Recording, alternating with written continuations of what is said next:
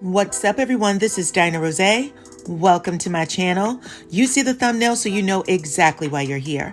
I bring a unique commentary to your favorite reality TV shows, news, whatever is popping on social media. And I have a good one for you guys today. Please hit the like, subscribe, and your notification bell because that is how others find me.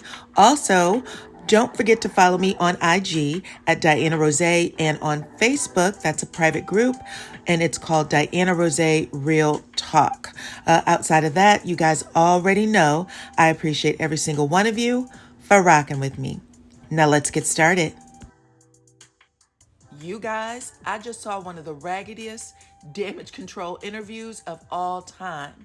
After 2 weeks of constant ridicule, outrage, and disgust from fans and non-fans alike over Maurice's disrespectful conversation with Carlos King, Maurice and Kimmi decided to sit down with TGIF, Claudia, Al, Funky Dineva, to ease up the pressure they've been getting from social media. Now, that crass comment that Maurice made about Kimmi rolling over and suffering through it while going through chemo and literally fighting for her life went viral, and people were wishing bad for their relationship and for Maurice's manhood. A urologist actually prayed for him to be impotent, and Portia Gabadia's baby daddy, Dennis, he said that he wanted to fight him. So Scott 2.0 did an interview last night to change the tide, but baby, it was an epic fail. And we only got the first part. Part 2 actually drops later today. Now let me set the scene for you guys. Kimmi and Maurice sat there in front of a white wall, hugged up. Do you hear me? Maurice had his arm around her back, and Kimmi spoke in the calmest tone, okay? First, she said that she never watched the interview because Maurice told her all about it, basically letting people know, I trust him. I trust him, okay? So he already told me about it. I don't even watch social media. He gave me all the nuts and bolts, and I went about living my life. She really wanted people to know that she does not pay attention or fool with comments in social media. Then she said, I saw the headlines about bending over and taking it.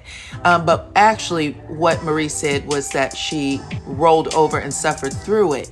And if I'm not mistaken, I think Kimmi said that in the actual episode during that car ride where she let him know that her libido was low and that anything that she is doing for him intimately is only for him because she doesn't get any enjoyment out of it. But she said that after she saw the headlines, that's when she went back over to him and said, what did you say? Now, we all know that those headlines were her DMs in the comment section because, baby, it was in shambles. It was literally on every platform. It had gone viral on national blogging sites. So, Kimmi, people were definitely reaching out to you and saying, when are you going to stop it with this young man? At this point, Kimmi is living a real-life Mary J. Blige song right now. The I'm going down, the love don't live here anymore era.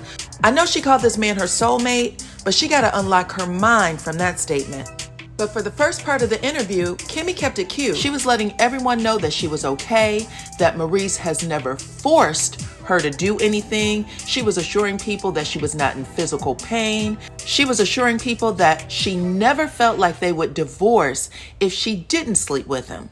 And that her only problem with the entire thing was that she didn't think her husband's wording was the best. And because of that, she also said that she didn't believe that he protected her. Now, in that moment, you could see that that was a little blow to Maurice's ego.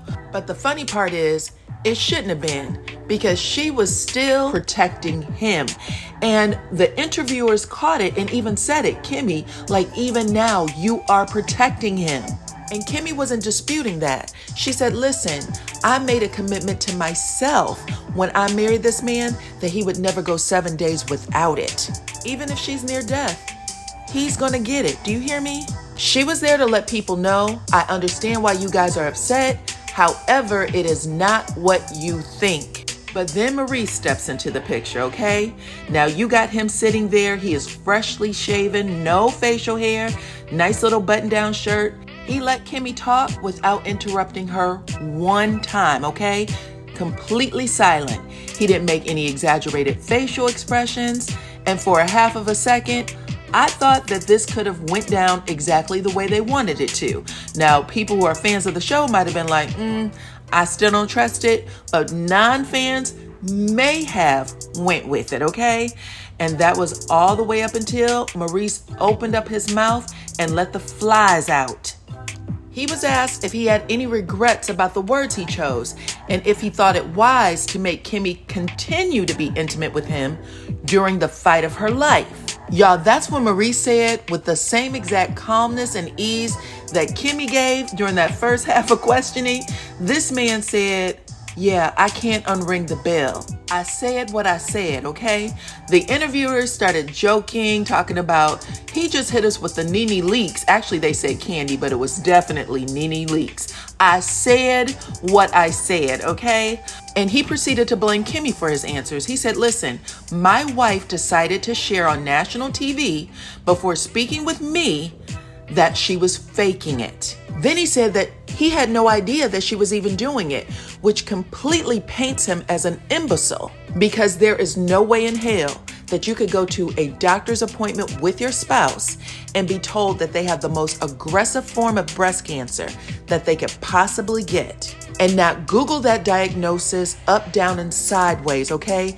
You are gonna look for every piece of information that you can find that confirms what that doctor told you, and you're also looking for information that the doctor didn't tell you. You are Googling information on what they can and cannot do because you wanna make sure that they are getting the best treatment and that their lives are comfortable. And if the sex is as important to you as you claim, then you would have Googled that too, because you want to know what you can put on your wife and what you cannot. Now, if he did not do that, that should tell you where Maurice places Kimmi in his damn life. Now, Kimmi sat there and she listened to that. She did not speak a word. But when I tell you that with every sentence that Maurice spoke, Kimmi flinched like she was being stabbed by his words. He refused to apologize, show any regret or remorse. It was like he could not give a damn. Then after that, they were both asked if their marriage was affected by that interview. Now, Maurice said he doesn't care what people think, so no. However, Kimmi said most of the time the fans do way too much, but in this case, she felt that they were right to feel what they felt. Now, if you guys remember, Kimmi actually said that Maurice protects his ex-wife and his son more than he has ever protected her. Her feelings, her reputation, her mental and her physical state. And Maurice proved every word that she spoke in that 10-minute interview. And I will be back with part 2, but right now, talk to me in them comments and let me know what you guys think. Like the video, subscribe to my channel, hit your notification bell, and I will check you all out on the next one.